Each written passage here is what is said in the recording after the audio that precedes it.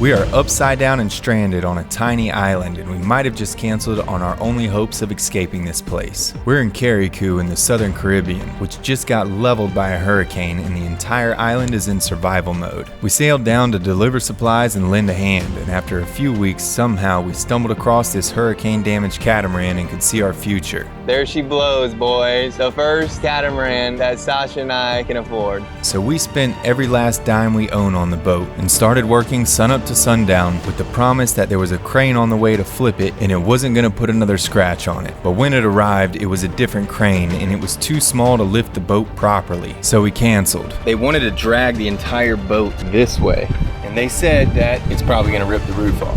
And I was like, that's not okay. Now we're stranded in the mangroves, guarding our boat from looters and thieves, getting torn up by mosquitoes, and desperately searching for a crane that's large enough to flip our boat. But paying a crane to travel across open ocean wasn't part of the plan and could cost us a fortune that we don't have. If that crane were to come here for one job, it could be anywhere from $30,000 to $50,000. The odds are against us, but we'll soon be reminded that we're in the Caribbean, a place where resources are limited, plans are non-existent, and just when you feel like you've lost all hope, you never know when the impossible might just appear from the horizon.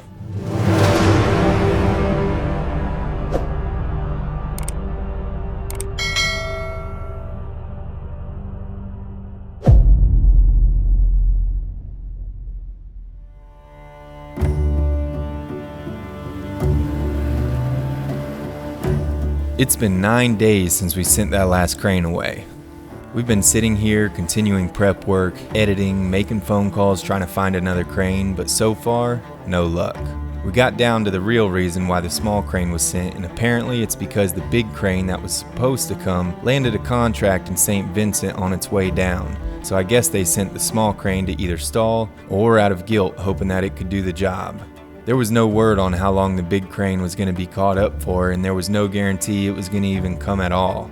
We thought long and hard about trying to flip the boat ourselves, but getting lumber on a devastated island has proved to be quite difficult and very expensive. So why spend $10,000 on a month worth of time in a plan that might not work when we could spend the same amount on a crane to do the job properly?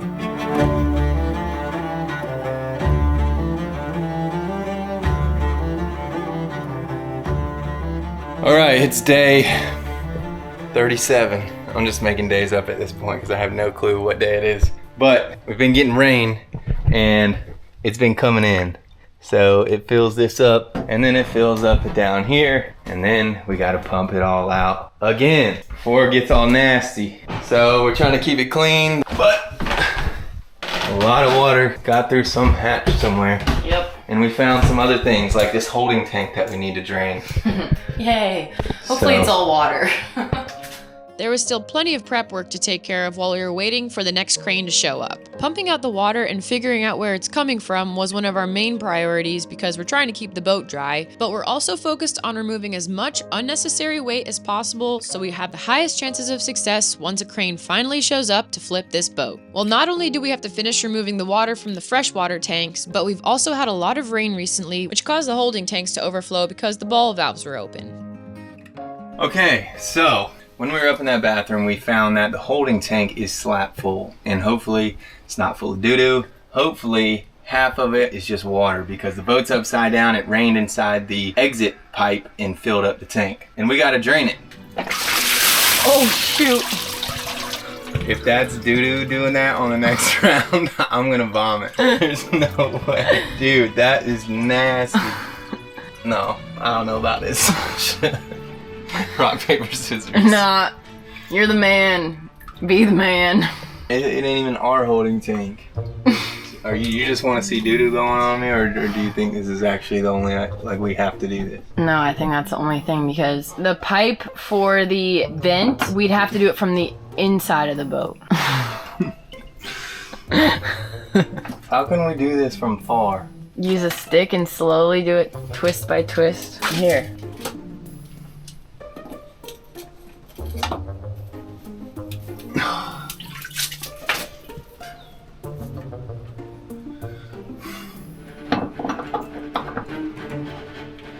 Does it feel full? Yes. Maybe we tape a stick to this. I don't want to do this. Here, I'll do it. No, Sasha, that water splashed all over me. You literally get doo-doo in your ears all the way down your side.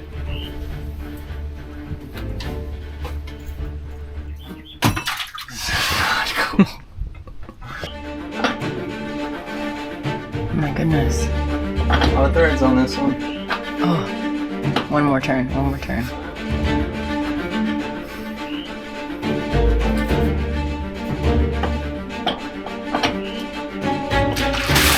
Oh, gross! Oh. Are you good? Did you get out of the way fast enough? Yeah, I mean, it was rank. Well, that was a little uneventful, but Ralph got out of the way. Back to the real work. So yeah, we're plugging holes in the hull so when it rains, hopefully that'll keep any more water from going inside and collecting in front of the pontoons. Because we cannot figure out where it's coming from, and it's fresh water, so it has to be from the rain. Well, and the boat's on dry land, so it wouldn't be salt water. Got them all plugged. Okay, back to the boat.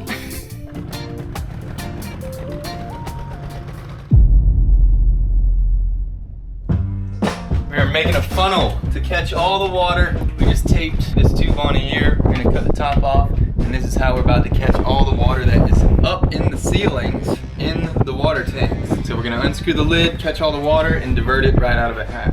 That's the plan, at least. The purpose of draining all the water out of the water tanks is to lighten this boat as much as possible. The lighter the load, the easier a crane can pick it up and flip it safely. And honestly, after talking to a handful of crane companies, I'm not sure how big of a crane we can actually squeeze back here in the mangroves. Nice. Bingo. So, good news is it is nice and dry under all these holes. Every last drop of moisture has left The building. And smells good. It doesn't smell like diesel, right? Nope. Doesn't smell like Smells gas fresh. or diesel. Smells fresh in here. We got it all nice and clean, and the boat still looks ridiculous, but that's because it's upside down. We're really hoping once it's right side up that we're gonna feel a lot better about all this. Yeah. Yeah. Okay, let's do this. Here is our catcher. Okay. Yep.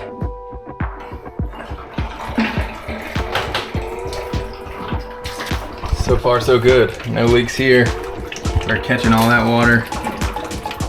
I'm gonna unscrew it more. Yeah. Careful, because Sasha. Oh, I can't see where it's Okay, well at. then come over here. Okay, should we go faster? Yeah. If it falls, you gotta be quick. Okay, leave it. Do it like that.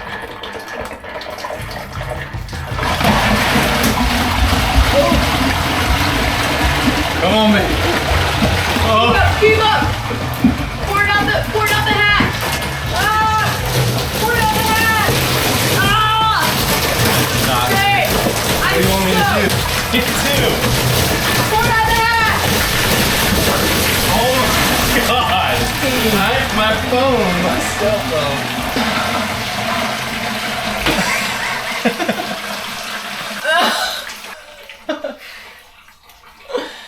That was bad. Look, it even splashed all the way over there. Damn it. It was warm at least. So you want to close this thing now? Or where's the lid? Did we dump it out the hatch? Oh my gosh, the lid's outside. Are you kidding me? We're gonna have to bring the fans back for sure. Shit! That would have taken like an hour to drain it. The rest of the water tanks, we took the slow and steady route. We did try and backflow the tank with the shop vac to create more pressure and push the water out, but overall the process still took about an hour.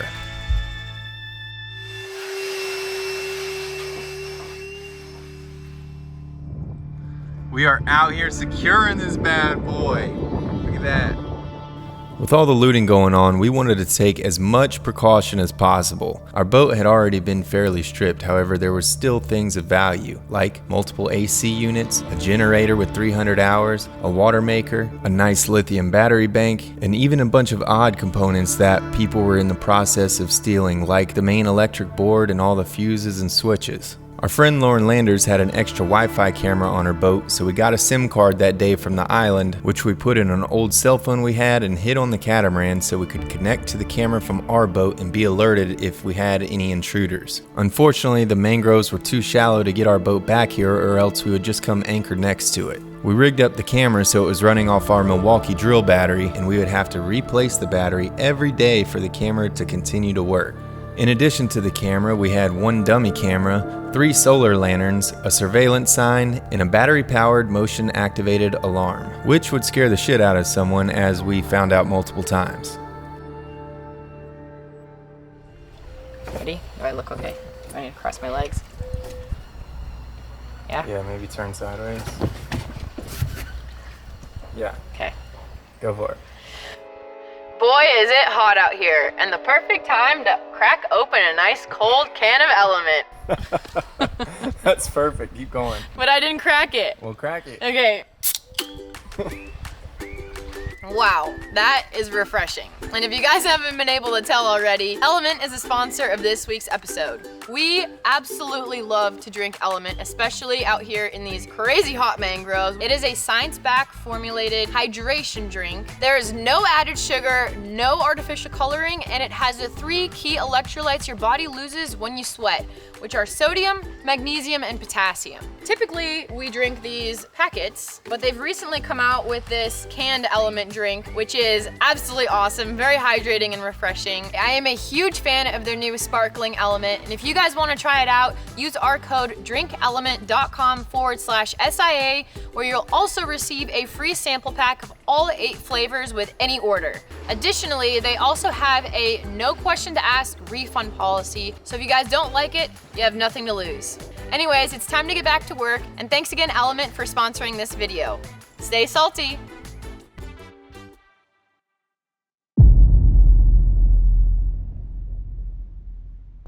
We're back at the boat. We're attempting to take off the front roller, the roller furling, Yeah. to save it so that no one takes it. That And thing is because it's kind of expensive. just dangling and sitting here. Yeah, that's a very expensive part right there. About $5 grand brand new. So we were going over some of the numbers today. We got a retail quote for the crossbeam and everything included to it. And just the crossbeam is $12,500. So little things like this are surprisingly expensive. And we'll try to take off what we can to use on the new one, but The tricky part about disassembling everything is keeping it all together. We have so many parts and pieces in little bags and containers, even little one-off screws, that we're gonna have to remember where they all go. If not, this stuff could add up to be a hefty bill at the end of the project. And I guarantee we'll be looking back at some of these videos trying to figure out where these things go. So yesterday we came out to try to grab the lower part of the furling system, but we didn't have the correct Allen keys. So we're back with other Allen keys, some PB blaster because it was a bit stuck, and We're trying again. yep.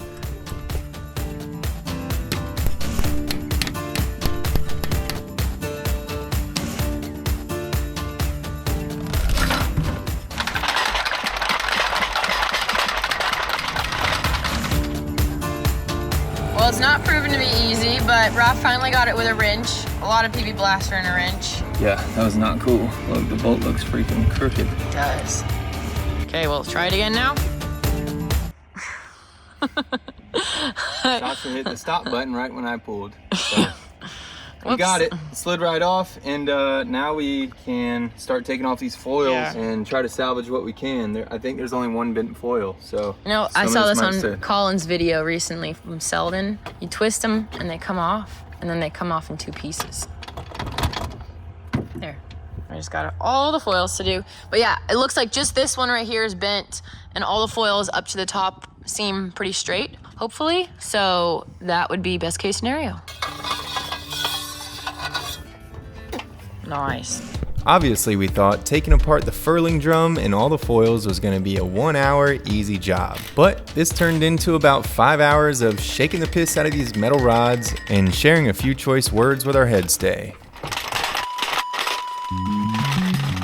So that night we were sitting on the boat and the cameras went dark. So we decided to hop in the dinghy, bring over a fresh battery, and get the cameras back online. So we got to the catamaran around midnight. We changed the batteries, got the cameras back up online, and headed back to the boat. So on our way back, we saw two guys on a boat looting. We came up with them with a flashlight just to ask them if they were good. They were on this like local fishing boat, so I thought it might be theirs. But then when we were coming out, the local here shined a flashlight on them and took their picture.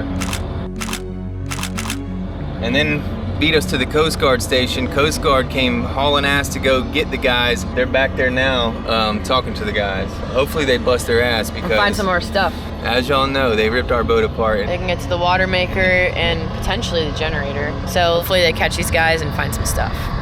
So we were actually going around the island giving locals some bottles of rum, trying to just ask them if they know anyone who did it and if they'd be willing to sell the items back to us, just so we can all go about our business and not get the law involved. And the guys that got busted by the Coast Guard didn't seem to get in any trouble because we saw them walking up on the docks a few days later. Island politics was the last thing we wanted to stick our nose into. So we figured that we'd get the boat flipped over and then we'd worry about getting our stuff back after that.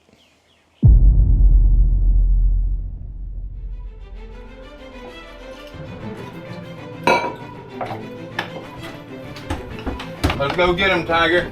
Let's go. Back at the boat. Round 432. So we got, oh boy, you're getting swarmed. So right now we have to be really, really careful about mosquitoes. There have actually been a lot of cases of dengue fever here in Carriacou. We actually know a couple people that have it. It's a mosquito-borne illness that you get really, really sick from. Some cases, you can potentially end up in the hospital, but you just get really sick and you're in bed for like 3 weeks. And we cannot afford that right now. And there's tons of mosquitoes. Everywhere.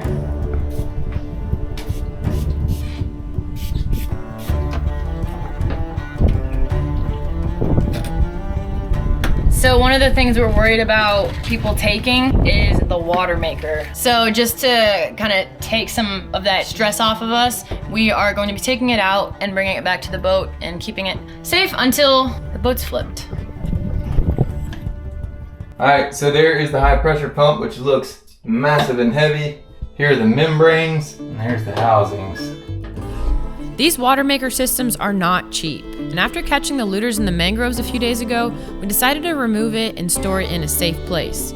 Considering they got those engines out of the engine bay, removing this water maker system would have been a piece of cake for them. On top of that, anything we can get off this boat will help lighten the load for the crane. And this thing looks heavy.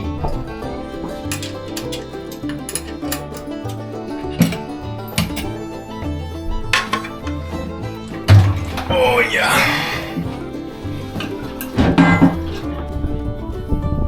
Pump is out.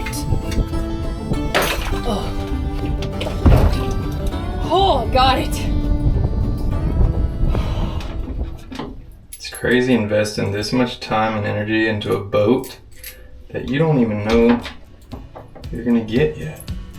He's got a point. I mean, we've just spent the last month of our lives, blood, sweat, and tears pouring over this boat to make sure it's in the perfect condition, and it's still upside down and it feels like we haven't gotten anywhere. All we can do is keep on fighting and hope this pays off in the long run, because we've come way too far to quit. Our poor, poor boat. I'm worried that it's been sitting on the top so long that the fiberglass might have some memory and be concaved instead of rounded. We're gonna have a flat top cat, a natural water collector. We have plenty of fresh water to rinse the boat off with after it rains. Yep, we'll just put a little funnel right in the center. Oh, that's a good idea. And it'll run right down into our water tank. A rain catcher. We'll have a natural waterfall coming down the inside of our boat. We'll do like a clear PVC pipe Into the hole. with like river rocks in it. Oh, that'd be sick. Oh, what was that? We're walking on the mast. Okay. So we really got to do something about this mast and got to take the spreaders off and take the cables out. We're going to cut the mast, but it's literally going to teeter-tot on this spreader. And when it does, that end will go up and hit the boat. So we might have to wait until the crane moves the boat, and then we're going to worry about this mast. Right now, we're kind of just doing what we can to disassemble the rigging, and we're working on the foils for the jib sail right now. There we go. Oh, I think it might be hooked on the side. It is. Here. Got it. I think Here, I'll it's go tucked with it. in somewhere. Go get him, Sasha. The crazy thing is that this front stay did not fail. You can see here, this is the force. It ripped this, and that's where that shackle attaches to right there. That is a lot of metal. Insane amount of force. Insane. Starting from the top of the mast, we began to unscrew all the foils, which was a lot easier because these are the ones that had the least amount of salt spray. It took us the rest of the day, but eventually we finally got it all disassembled. Man, they don't make that easy.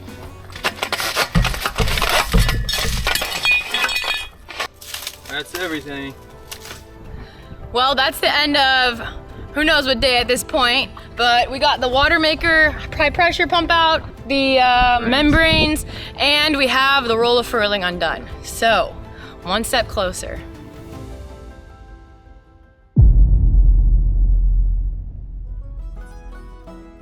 Well, I'm here at the Cat.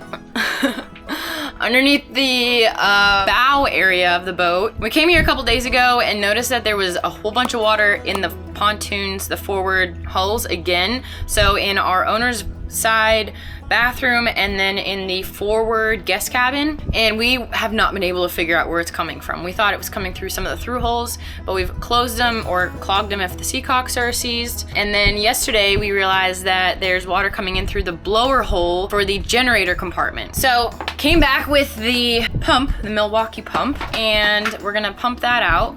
I'm gonna start here up front with the generator compartment. Oh! That's heavy. Okay, so the other part we found, you guys remember, there's a trough here, so it's probably full of water right now. Well, that's a pretty good amount of water. And so when the forward cabins, or the forward cabin and the owner's bathroom fill up, this trough is where like the low part of it is. So I can pretty much pump out all of it from here, and I'll still go double check because, of course, it's a slight angle, so some of it does pull up over there. Okay, actually, you can see that it's coming from the blower fan right here. Those hoses are all full of water, so it's definitely coming in through the blower vents up on top, coming through these hoses, and then accumulating down here, coming out of the fan. So that fan's probably, well, definitely toast. And I'll just have to go up there and clog those holes, so hopefully next time it rains, this boat's gonna be dry on the inside. That'd be nice.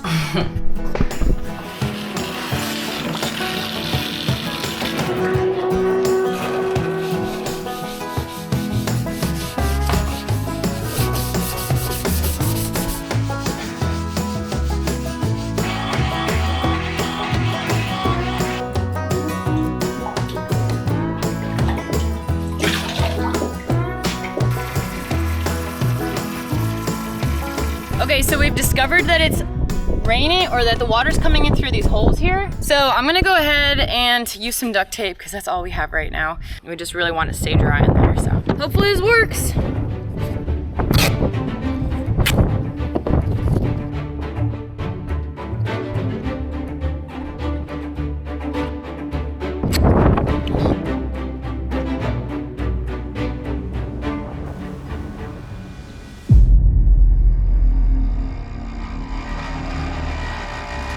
Ruff has been sick for the last 3 days. He caught dengue, which is a mosquito-borne virus, I guess sometime while we were cleaning up in the mangroves, and he has been just completely bedridden and has had over 103-degree fever the last 2 days.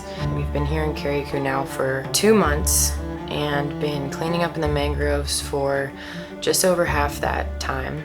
And the worst part about it all is I stuck my head out the window this morning and there is a crane in the harbor right now. and it looks like it's big enough to flip our boat.